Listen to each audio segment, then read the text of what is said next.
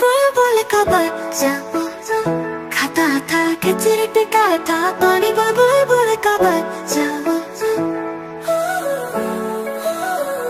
गाता था गाने मेरे सरहाने। बुलबुल का बच्चा